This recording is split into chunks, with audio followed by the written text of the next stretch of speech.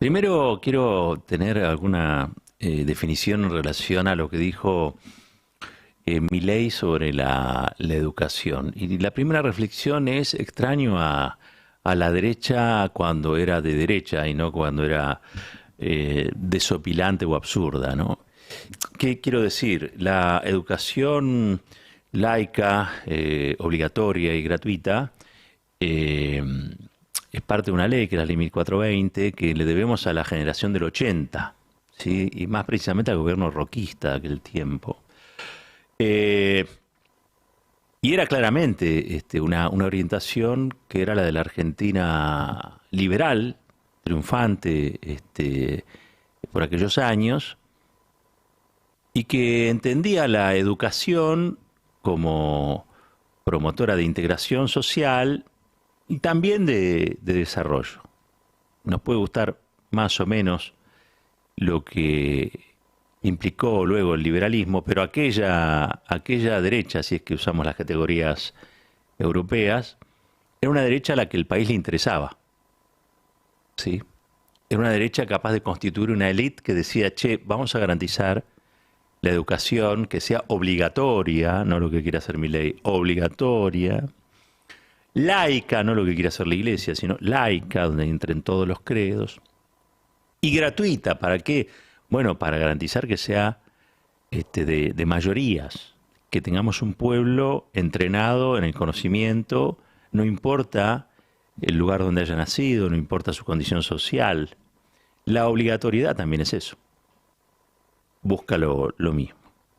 Bueno, esa era una derecha, y era una derecha bastante genocida también, ¿no? Estamos hablando nada más y nada menos que de Julio Argentino Roca. Pero tenía un modelo de país en la cabeza. No es lo que ocurre con Milei, que lo que tiene en la cabeza es un revoltijo, ¿no? Pero cuando hablamos de la derecha, hay que dimensionar que alguna vez en la Argentina hubo una derecha que era más seria. Hoy lo tenés a Milei, pero tampoco escapa a las definiciones Mauricio Macri o Patricia Bullrich o el propio Rodríguez Larreta. Esta es una derecha ignorante, es una derecha fascista o fascistizada, es una derecha que piensa el desarrollo en términos de una élite personal, es una derecha que tiene muchísimas, pero muchísimas dudas con respecto a si quiere o no quiere liderar un proceso nacional, sino que permanentemente está pensando en negocios privados. Lo ha hecho Mauricio Macri. Y también Rodríguez Larreta, porque Rodríguez Larreta no tiene un proyecto de país en la cabeza, tiene un proyecto inmobiliario. Esta es la verdad. Y me parece que a veces siento esa nostalgia donde incluso la derecha católica, que era bastante reprochable y que ha hecho tanto sufrir a mucha gente, no dejaba de ser una derecha ilustrada en un punto. En un punto. Era un oscurantismo iluminado al menos, ¿no? Y no esto que hoy tenemos como oferta de la derecha, que da pena. Da pena y también obviamente el grado de peligrosidad va en aumento, porque hay como una negación incluso de la propia historia de la derecha, pero que en el fondo son cuestiones a tener en cuenta, ¿no?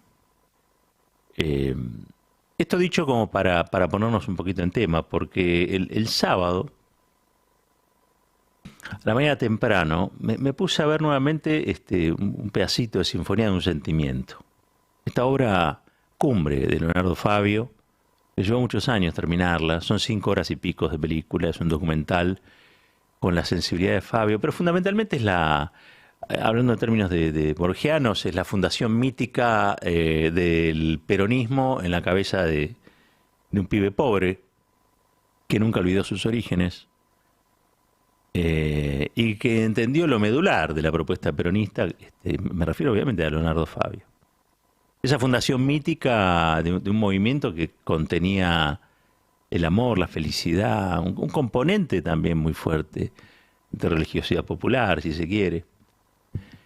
Y es conmovedor, ¿no? Es un documental conmovedor, que lo hace hay mucho de lo narrado que está anclado en las emociones, ¿no? Más que en el rigor. Sin embargo, hay cosas que allí se plantean que son ciertas en un porcentaje del 100%. Entre ellas, y vuelvo al tema de la educación, y después les voy a decir qué tiene que ver Leonardo Fabio con Máximo Kirchner, pero yendo al tema de la educación, hay unos pasajes donde habla Perón. Entiendo que puede llegar a ser, porque la película está dedicada a Fernando Solanas, a Getino, a todo el grupo de Cine Liberación. Entiendo que puede llegar a ser parte de los encuentros que mantuvieron Solana, Getino y Perón allá en Puerta Hierro, en Madrid. Pero básicamente Perón habla de la educación. ¿Y por qué le dio impulso a las escuelas obreras? ¿Y por qué le dio impulso a la Universidad Obrera? ¿Y por qué garantizó precisamente esto que quiere destruir Milei, que es la derogación de todo tipo de arancel? En la Argentina, aunque muchos lo ignoran, la educación fue obligatoria, y la verdad es que la gratuidad recién fue garantizada por Juan Domingo Perón y su gobierno, en todos los niveles. Hasta ese momento había aranceles, exámenes, ciertas barreras que impedían, barreras económicas, que impedían el acceso a educación de calidad a amplios sectores populares. Y Perón da una explicación. Y es muy interesante lo que Perón dice, porque, entre otras cosas, él lo plantea no desde el punto de vista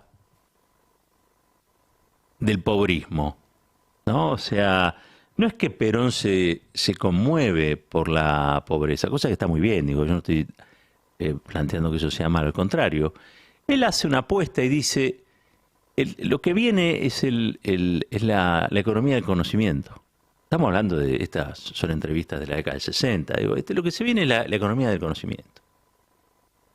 Entonces, cuando yo llegué al gobierno, dice Perón, solo podían estudiar 200.000 personas, pero potencialmente había 4 millones que podían estudiar. Ahora, ¿cómo nos vamos a dar el lujo, dice Perón, de que haya 3.800.000 personas jóvenes que no puedan estudiar? ¿Cómo vamos a resignar la materia gris que puede haber en 3.800.000 y quedarnos en la materia gris de apenas 200.000? Es decir, da un discurso práctico sobre qué es lo que necesita el país para desarrollarse y qué cosas no estaba teniendo en cuenta el país hasta que él llega a la presidencia. Y él así explica por qué le saca los aranceles a la educación y por qué garantiza su gratuidad. Digo esto porque viene a cuento de lo que está exponiendo Milei, y que a algunos incluso entusiasma, esta idea de los vouchers, esta idea de que se subsidia la demanda, es decir, a las familias con un voucher, y las familias deciden dónde mandan a sus hijos o a sus hijas en función de la escuela que mejor califique según su criterio o su concepto. No hay valores pedagógicos en juego, sino que lo que hay es una suerte de oferta y demanda, y si la escuela capaz que tiene cosas interesantes a ojos de los padres, no importa si la educación es mala, es como suele pasar con la educación, con la salud privada, ¿no? En la salud privada uno contrata hotelería, básicamente. Bueno, aquí pasaría algo parecido, capaz que ese voucher se lo termina dando a una escuela porque por razones que no tienen que ver estrictamente con la educación. Pero dejar la educación de un país en esta economía del conocimiento que ya veía Perón en la década del 60, en manos del mercado, de la ley de oferta y demanda, es un suicidio.